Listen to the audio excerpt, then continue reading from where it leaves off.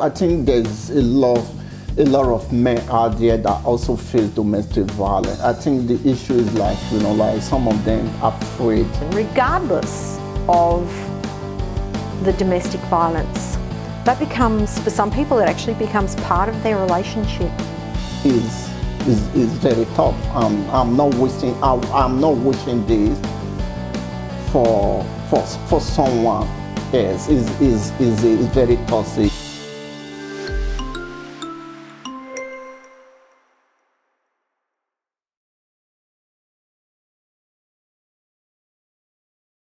Why do you think it's so hard for people to leave a relationship when they're experiencing domestic violence? How do you escape domestic violence? If you haven't thought about these questions much before and this piques your interest, you're in the right place. Welcome to our new podcast where our expertise in the field of mental health and counselling to help people tackle some of the harder questions in life and come to terms with them in a healthy way. I'm Rosina. I'm a qualified counsellor and a support worker. I have here with me. I'm Gabi. Been working as a support worker for over 8 or 9 years. I'm also a director. Thanks for having me, Rosina. We acknowledge that domestic violence can be quite a heavy issue.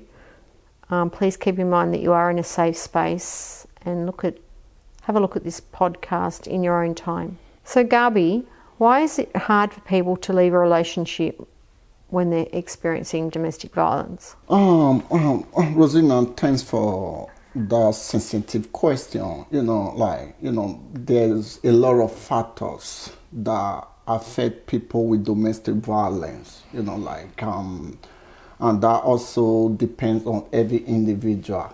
There is be a factor whereby financial factors, and we also have maybe some of them have kids for their partner. They don't want to separate for their partner. Then some of them most people that came to Australia for them to live a better life, get married, they got married for them to have a visa to live in the country. Sometimes when they try to leave that relationship, that marriage, they feel like that visa will be cancelled, and there are a heap of factors, and also where women not be able to have funds to look after themselves. Those are the factors whereby people always fear to leave their domestic violence relationship. That is my view about that. People that face domestic violence in our community around the world, I think it doesn't really base. Everyone faces domestic violence. It doesn't matter who you are, where you are from, the color. It doesn't matter what color are you. Domestic violence is just a thing that everyone faces in society. Everyone can face domestic violence. Female, male, elderly people, kids, people with disability, vulnerable people in our society all face domestic violence. So what you're saying is everyone can, but not everybody does, right? Yeah. So what are the causes, do you think, of domestic violence? There's a lot of causes. Can I ask you before that, Gabi? Yeah. What does domestic violence look like? I have been a victim years ago to domestic violence. It's not like a thing that you really want to talk about. It's very sad. I have been in that position before, whereby I'm being controlled due to my circumstances during those process, during those time, try to control me based on I need something, I think actually then I came here to this great country for me to live a better life.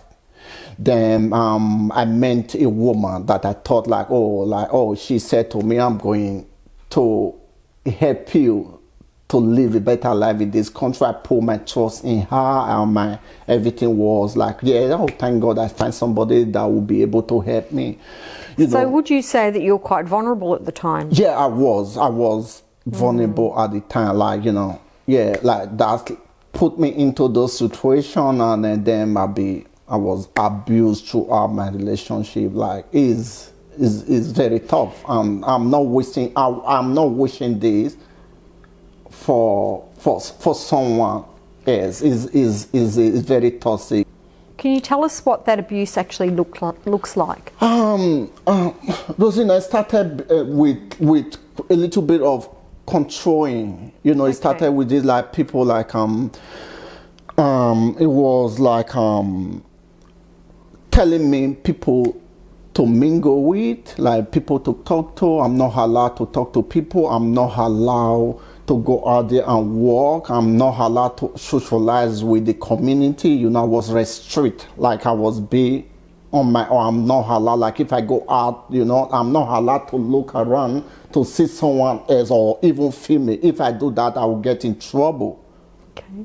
Yeah, like the process of doing that, like our last topic we discussed about controlling behavior, like it was controlling me, like if I hold my phone like this, like it will ask like, who are you talking to? Who is on the phone? Who is this? Who is this? Things start building up, like it was so bad. So we're talking about emotional abuse and psychological abuse. That was emotional abuse. I think after that it led to physical. There was a time like she physically hit me, like when she would say something to me like, oh, Gabby, if you say something, they are not going to believe you. You came from Nigeria. Nobody believe in Nigeria. You are a black, like he called me by line, I will send you because of my color. I will send you to where you came back from. That was the issue. Like, actually, I don't want to go back to where I came from, because actually I came to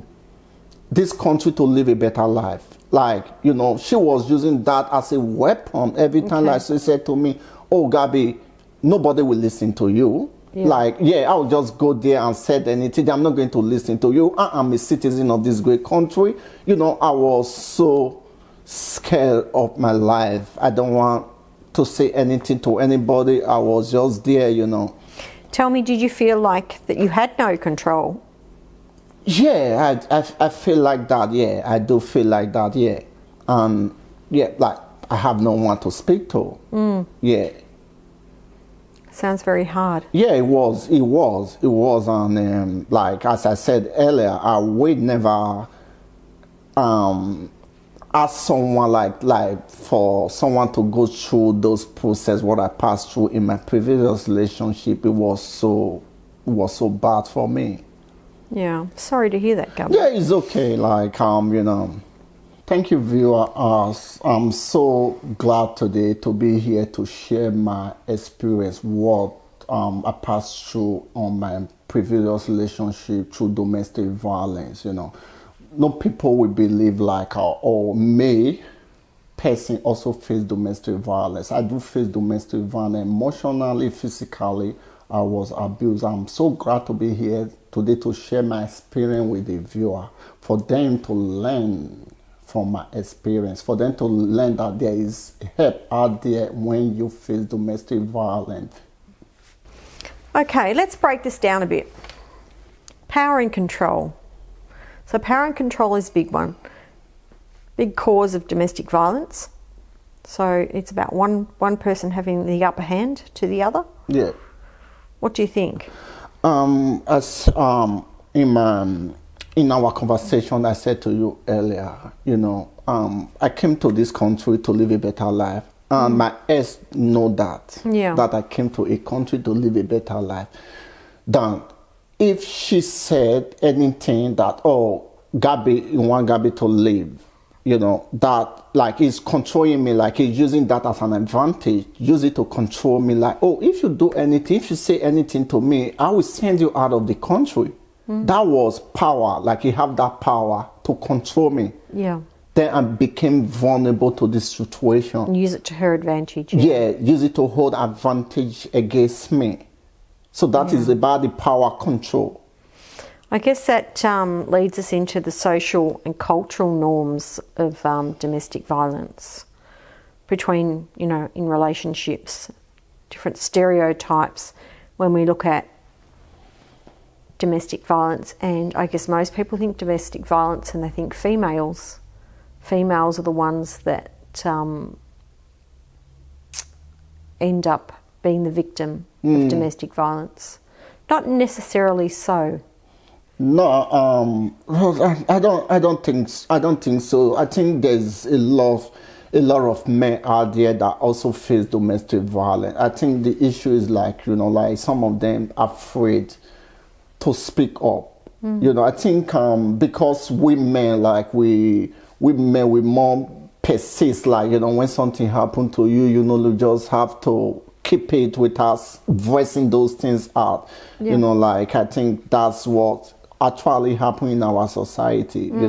I think, as we said earlier, domestic violence is happen to all vulnerable people fall victim to it. In my life, I never think in my life I will face domestic violence, and that impact in me, that will never get away from me for the rest of my life. Nobody's not most people doesn't know about it, because I concern out to speak about it for people to know what to do, things they need to do. So one thing there's been a lot of studies of domestic violence and people that commit abuse on other people.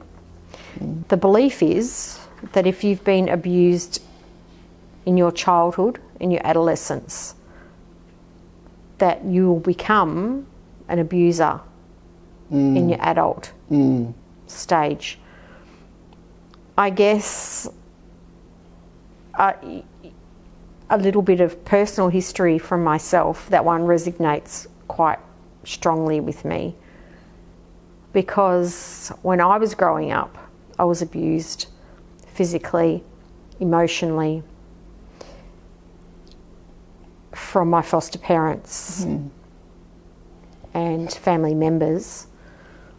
So I didn't have a very good upbringing.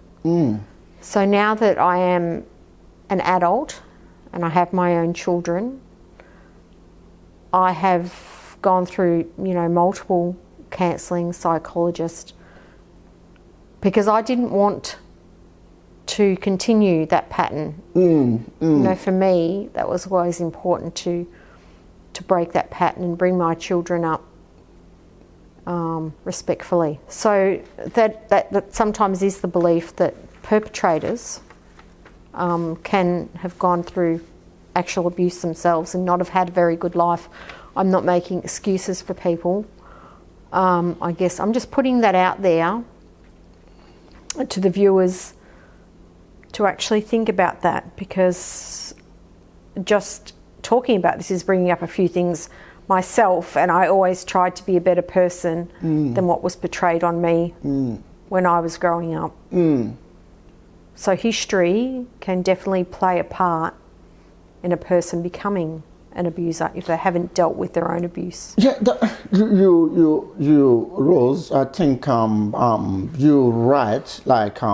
As I said earlier, with my previous abuse relationship I was, I think that made me to think twice. That may not make me to be someone to be a domestic violence person. That made me to learn a lot. My personality is I'm not actually violence. If something actually happen, I rather as men with I cry. They say men don't cry. I pray, I go out there cry for me to be violence to the situation. I'm just the coolest person. The reason why I'm saying it, as you said, they said the domestic violent person may become because he have a lot of domestic violence history with her or him or her previous relationship or something, then the person will become a violent person in life. I don't think I think it also depends on every individual. I think my kids, like, since my kids were born, like, I never smack my kids, I never do anything, I try to be who I am. I know, like, the domestic violence that I passed through, I learned a lesson from it. And I guess that can be a conscious decision too, Gabi. Even I myself, I remember the exact age. I was 21 and I was seeing a counsellor. And I remember that was the exact point that I thought to myself, do you know what? I've got two paths to take. I can take the same path of my upbringing, or I can choose to be a better person. Definitely. So that was a definite choice for me. And you decided to choose the good part of it, you know. Not always easy to do. No, some people don't have the emotional capability to do that. Yeah. So some people turn to substance abuse. Exactly. Or are already in substance abuse when they're committing the violence against someone else. Yeah. I guess even the victim, sometimes the victims turn to, alcohol, drugs to deal with the whole situation. But the abuse can actually come from someone that's already in substance abuse. What do you think? Rose, I don't know if that was your case, but... No, I think in my case, when I moved in with my ex-partner, I noticed that she was using hard substances. Actually, I did not realize that. Like, what actually happened? Like, I start seeing counselor. The counselor said to me, he said, Gabi, do you think he used eyes? I said, yeah, she used eyes. Yeah, she is using eyes. So I said, yeah. He said to me,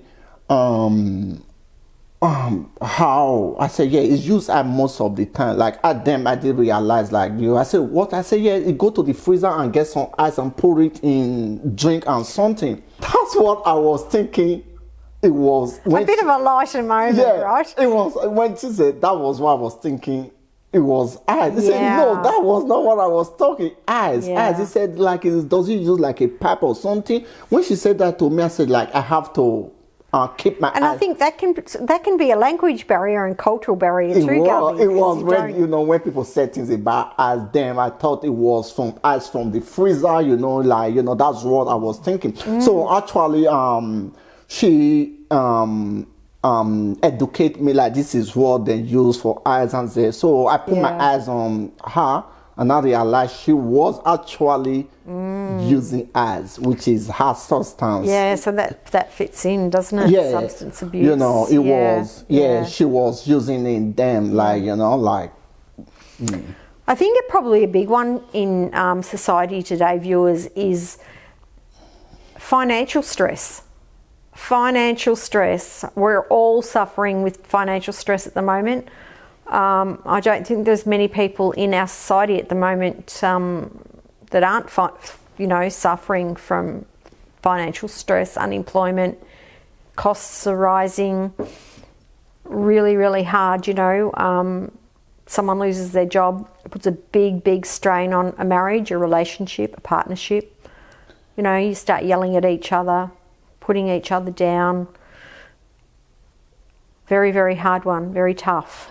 Yeah, aspect of financial stress, I think, don't get me wrong, I think in my own statistic here, like I would say almost about 85% of Australia home are suffering from financial stress in one way or the other because of the high cost of living. Things are so very expensive, and those are things that leads to domestic violence. Like, maybe you want to pay for groceries, you need groceries and you don't have that money to be able to pay, and your partner starts stressing, your wife, your husband starts stressing, how am I going to pay this?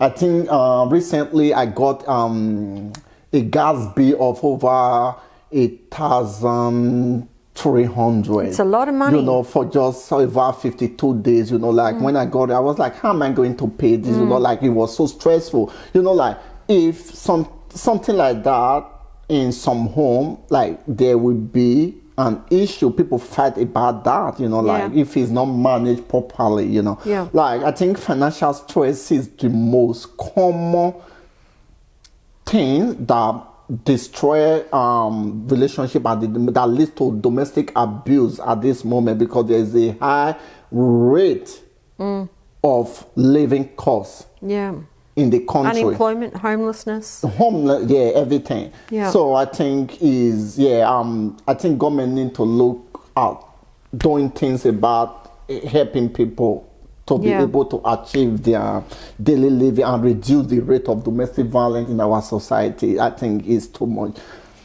I think the lack of support services is a big one. And I know when I've had to refer clients onwards in the past for multiple different reasons and send them to other places to get, whether it be accommodation, whether it be help for food services, help for, counselling for children, which I don't do. The time, there's been a long queue to wait for families to get into, to get supports. That can be very, very stressful, especially if you're trying to escape abuse in the first place, or escape out of a situation that's not healthy. Yeah, I think that's what that is what we are here for. Like if anyone here, you're facing domestic violence, you're facing issue in your marriage or something, we are here to speak to us. Those are the reason why we are here. Because I think then, about 10 years ago, when I passed through domestic violence or something, there was no help. Maybe there may be help there, but I don't know. Based on I was not mingled with people. It's hardly before I go out for the community, So now we start having help. Please, when you are passing through domestic violence, please seek help. Do not let it be too late, It's alarming. A lot of people that is dying, especially women. What are the causes? If they figure out those causes, I think most may be due to financial difficulty, So seek help. We are here to help you. If we can't help you, we'll refer you to the appropriate people that will be able to help you. Yeah. We'll point you in the right direction. Yeah. To the services that you require. So if we can't help you from a counselling perspective, it's way above our heads, or there's something that we can't help you with, we will refer you on to the appropriate people, places where you can get the help that you require. So I just want to elaborate on some issue. I also want our viewer to listen to this. Over 10 years ago, I came to this great country to live a better life. My process of being here, I met with the wrong person. I was abused mentally, physically, emotionally. I couldn't speak up. The reason I was afraid to speak up. Why am I afraid? Because I thought if I speak up, I will be thrown back to where I came from, which is my country. And I don't want to go back to my country. Sorry, Rosina, you want to say something? Can I just add that, whilst I'm hearing Gabi and his story, and he's saying that, for him, it was, I'm going to send you back to your country, and I'm hearing that's why you were afraid to speak up. Yeah. For a lot of people, there's a lot of different stories, some people are afraid to speak up. They don't want to get others into trouble. They don't want to become homeless. They rely on that person for financial help. Yeah. They don't want to lose that person. they love that person, regardless of the domestic violence. That becomes, for some people, it actually becomes part of their relationship, part of the love. Sounds misguided, misgrounded, however you may want to think. But some people stay because they love that person. They've got children to that particular person. So I guess there are all different reasons for people not wanting to leave. Or people not wanting to seek help. Yeah. People think they'll be judged. You, to be honest, you're 100% right. I think my own reason then was, I said, I fall in those categories. My category 1 was like, if I leave, where would I go? Yeah. Category 2. Housing. Yeah. I don't have family member here. And also I have no one to support. No support. Actually, I don't want to go back to my country. What about financial, Gabby? That was a big part. Like, if I was having my own fund, like having money, I would ask, okay, let me go and look for somewhere to have a rent, so there are quite a few reasons. So I could not. I was there. But I was so lucky that someone able to assist me. I remember there was a day I went to go and see, I don't want to mention them, I went to go and see one of the GP or something. He said to me, what's wrong with you, blah, blah, blah. I said, yeah. I said, if I said it, they will take me back to where I came from. He said, what do you mean? Like, what do you mean you take you back to where you came from? I said, oh, I don't want to say anything. When I reviewed this to this person, he said, this is not how Australia behaved. It was manipulative behavior. It was not right for her to be treating me the way she was treating me, So later on, then we do some process before I left that place. So you got the support that you needed, yeah? Yeah, later not get the support, but I would say it's already damaged. Like, there was a lot of things, There was a time I was crying. I hold a knife. Then my little girl, and I think then my little girl was in bed. I hold a knife. Like I said, I can't live this life anymore. It was so sad. Like I hold a knife like this to someone who commit suicide. Then my little girl cry. That bring me out of that mood. It was like... Very hard topic, isn't it? It's just like, I don't know, like, sorry guys, it's just a bit like, I don't know, like... I guess... I don't want people around the world play like, people that is facing this issue, please speak up very early. I don't want anyone to pass this, what I passed through. It was not good for me. I would say to you, Rose, I think those things still impact in me, It still impact in me at the moment due to what I passed through because I was afraid to speak up. When you pass through domestic violence, when you think things are not right, please do not hesitate to speak up. It's always good to speak up. If this podcast has opened up old wounds or thoughts, please feel free to reach out to us, or please call Lifeline. Reach out to any of the supports, your GP. I guess that is something that we probably haven't touched on. Self-harm, suicide can be a big thing when it comes to domestic violence. We can be overwhelmed, believe that we are who the other person says we are. So if you're feeling any of these really strong emotions, please seek help. So as we've already discussed, reaching out to some of those supports is really important to get some help with regulating your emotions.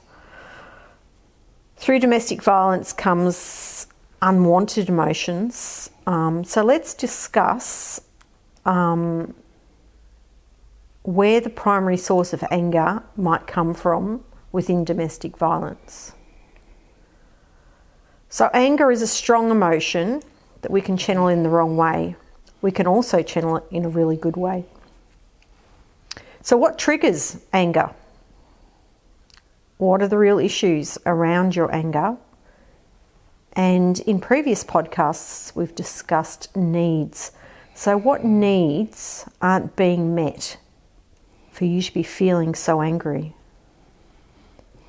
The other thing is acceptance. So what am I willing to accept about my own behaviour? Really good things to think about. So where am I in all this? Step 2, learn some simple key communication skills. So make sure that your anger's by appointment only. In saying this, think about the time when what triggers your anger. So no shaming or blaming. Listen carefully to others when having discussions and make sure that you're using I statements. Bringing things back to yourself can level that anger within another person. Step 3, become the silent witness and disrupt the counterproductive behaviour. So stand back and observe what's going on within yourself. Think about where you're at, your body language, your voice, how you might be being perceived by the other person. So just try and remain calm. Very hard one when you're in that heightened position. Take responsibility for your own feelings. Very difficult, very challenging. It's easy to say, you make me feel, not I feel when you do. Very different statements can have totally different outcomes. See it as a destructive game and choose not to play. Don't keep going back and forth. Find a place to exit. Mention to that person that we're not having this conversation now, or I can't have this conversation now. I can't have this conversation now. Step 4, respect. Expect resistance to change and anticipate reactions from others. So be aware that some people aren't willing to change. Some people don't want to change. So the anger you are feeling may not be just for yourself. We often resist making change even though it is beneficial for us. Ask yourself, is this anger about me or others? And will this help define personal and emotional boundaries? Let's look at how we're going to prevent the violence in our society. How are we going to prevent the violence? How are we going to do that, Gabi? 1 is public awareness. 2, school programs. Yeah, it's good to have it in school at a younger age. 3, workplace training. So I will elaborate on the first one, which is public awareness. Public awareness whereby, you educate people, just like as we are doing here on social media. We educate people about domestic violence, how to prevent themselves, what are the triggers, and if they have issue in their relationship regarding about domestic violence, they should speak up rather than they stay silent. This is what we are doing. We are creating public awareness to let people know it's not okay for people to be dying through domestic violence in our society. No, every life matter. So due to our public awareness campaign, this will eliminate some percentage of domestic violence in our society. So what are the support services? So there are many hotlines that you can reach out to, many counselling agencies. Yes, there is Lifeline there is 000 for you to call when you are actually in danger. You can also contact R&G Specialist Support Service. As soon as you contact us, we'll make the proper arrangement to get you out of where you are, where you are facing domestic violence. I know there are many community groups out there. I Yeah, used to be there is. part of a group called the Men's Shed, which operated in a community that I was working. Yeah. And in saying there's not much help for men these days, that was a really good place for men to go to get support and talk to other males that were in, Yes, that's true. that could be in similar situations. Yeah. Regarding about the question you are like, with the awareness that you create, like, we also have like a school program. That is when you start to lecture young kids about the domestic violence, like when you say like, oh, your parents are abusive to your dad or something, you need to speak up. So I know they have a lot of bullying programs in schools these days. Yeah. So those programs will help to reduce those domestic violence in our society, and also workplace training. Like we also need to also train your worker about domestic violence. I think like we have a course that they can do about domestic violence before you actually get employed. Kids like, oh, you understand the consequences about domestic violence. I guess we talk about domestic violence, Gabby, but something that's going on in my mind as I'm hearing that word domestic violence. You can have workplace violence, workplace bullying. It's emotional. It is. It's the same thing. Yeah, looks like you are right. Like domestic violence is a domestic violence. Like in your workplace, when someone start bullying you, when someone start saying things that is not appropriate to you emotionally, you are being abused. Yeah. I think we are here. Like I think domestic violence is around not just husband and wife. No, that's right. I think also in your workplace there are also a domestic violence. I think people always say like, there's some people you work with when you go to your work, do your job and go home. Not all friends that you think they are friends. People want to throw you under the bus for the bus to crush you. So when we always need to be careful, a place you work is something thirsty, Most of them are not your friend. I think in our... That can be the way. Yeah. Not always the way. Not always. I think in our next episode, we're going to elaborate about employment, how you get bullying, We're going to discuss that in our next episode. Good thing for us to think about, Gabi. Yeah. So there are many support services out there if you are experiencing domestic violence or violence in any situation.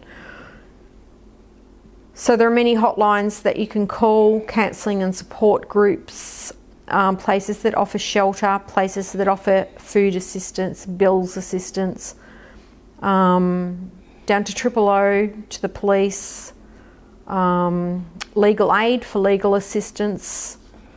There is a lot out there, but you need to be reach out for support and help. You need to start somewhere to get the help. And there's also a community involvement program that you can reach out to. They also engage men and women, involve boys and conversation to prevent domestic violence. There are groups that you can also be able to Yeah. Groups that you can join to get help. Neighbor watch program is also there for you to be able to contact. Addressing the root causes, the economic empowerment. So the initiatives for women to reduce their dependence on abusive partners. Mental health services, many mental health services out there that provide help. People with substance abuse and mental illnesses, which can be contributing factors also to domestic violence. Cultural and social norms, which we touched on with you, Gabi. The challenge and change of cultural. It is a big challenge. So implementing some of these strategies requires commitment and cooperation. So you need to be able to reach out for support. We're here to help you, but you need to make the first step and reach out. So let's talk about the effects of domestic violence, Gabi. Yeah. So besides the immediate and the ongoing risk to your safety and concerns with your families, I think some of these can be long lasting. yeah, it is. It is. As I said earlier, you know, I think till date, I still think about it and it affects me mentally, you know. Sometimes you just think, oh, like why does those things happen to you? You know, like it's a long term it's a long-term mental issue. You know, it affects you. Like I think instantly, like you are not going to get those remedy now. Maybe like, oh, you may get remedy for you to move on, for you to start life, you know, for you to start doing things.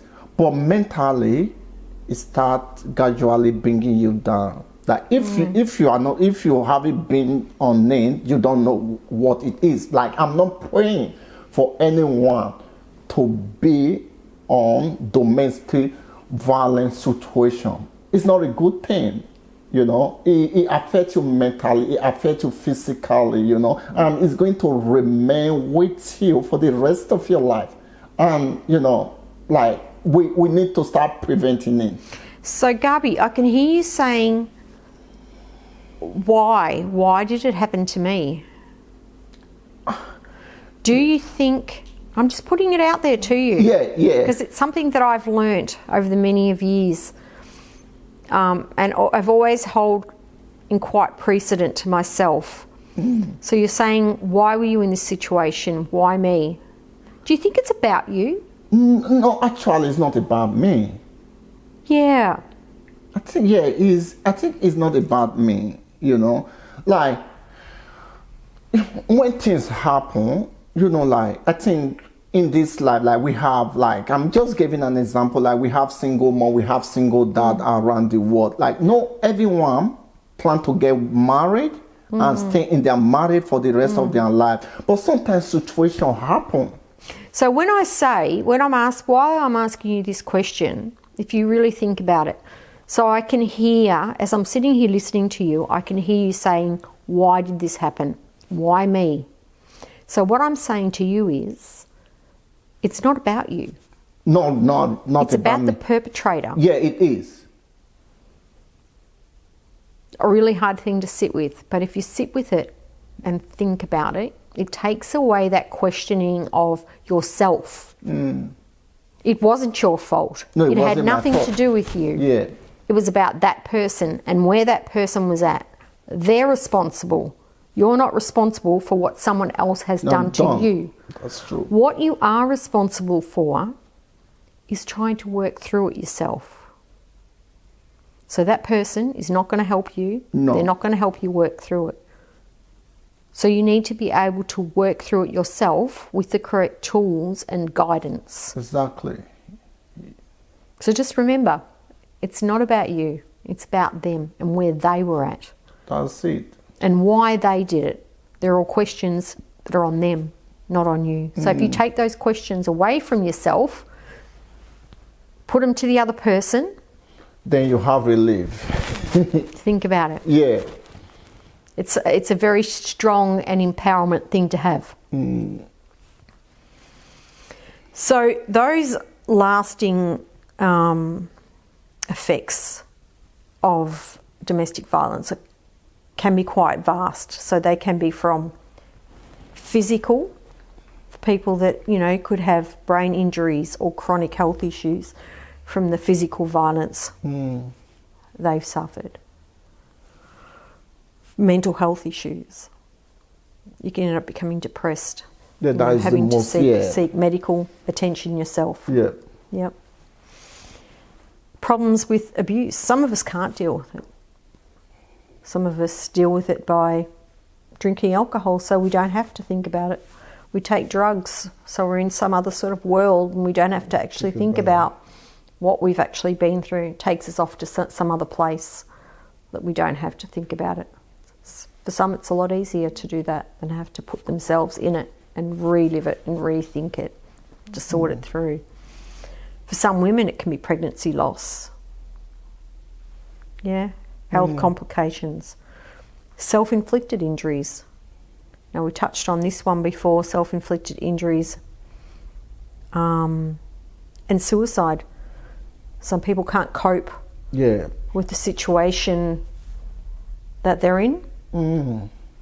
This I guess this topic's very personal to me.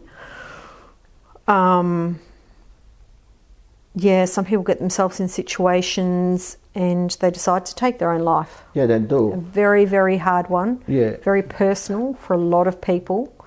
I think with what I was saying, this is about my personal, like if like few years ago, like if I was when I hold down life, I decided to take my life, I would have just gone, like nobody would have known what happens to me. Everything would have just be swept under the carpet. You know what I mean? Like, I'm so happy today sharing this with you that like it's not okay for you to be passing through domestic violence.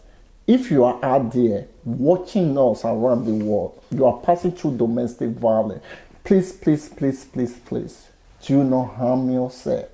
Call for help, Always call for help. Help is always matter. I was one of domestic violence, but now I've survived it. I'm giving my testimony. I'm giving my advice. That make me to be strong, to be able to be who I am now. I'm saying my story. I'm sharing my story to everyone around the world to listen. Like, if you have issue with your partner, with your relationship, seek help. Domestic violence or commit suicide will never be the right solution for you. We are here to help you. Uzina, sorry, you continue. So I guess a big thing is that the person that's experiencing the abuse is the expert of their own experience. So we can't lessen someone's experience because that person is the only person that actually knows what they've actually been through. Sometimes leaving an abusive relationship can be very damaging, can be life-threatening. We hear time and time again how people have tried to get out of situations, seeked help from police, got AVOs. AVOs haven't worked. Passed through all that. Yeah. But then again, I can only say that you just, they're the avenues you need to go through and you need to keep reaching out. Just because it didn't work for one person, we can't actually look at the negative. Just because it didn't work for one person, it doesn't mean it's not going to work for someone else. It's part of being supported. And if you don't feel that you're being supported, then reach out for other supports from somewhere else. Yep. Yeah. The cycle of domestic abuse can lessen a person's self-worth and how they feel about themselves, especially if it's ongoing. Yeah, can become a state of danger, as we've just explained and discussed with suicide. Yeah. I guess domestic violence also can become you can become socially discriminated against. So you need to be able to obtain, and in listening to your story, I think you found it very hard to obtain legal information, information from doctors as to what you were able to do with your life. Yeah. Yeah. Thank you very much for listening to us today. Today we've shared a bit of our personal history and what myself and Gabi have been through. Very different, but very similar in a lot of ways. We've discussed the effects of domestic violence. We've also discussed how we can get help. So through community access for financial, homelessness, parental, what groups we can attend, what counselling we can attend. You can certainly give us a call at R&G. So thank you very much for listening to us today.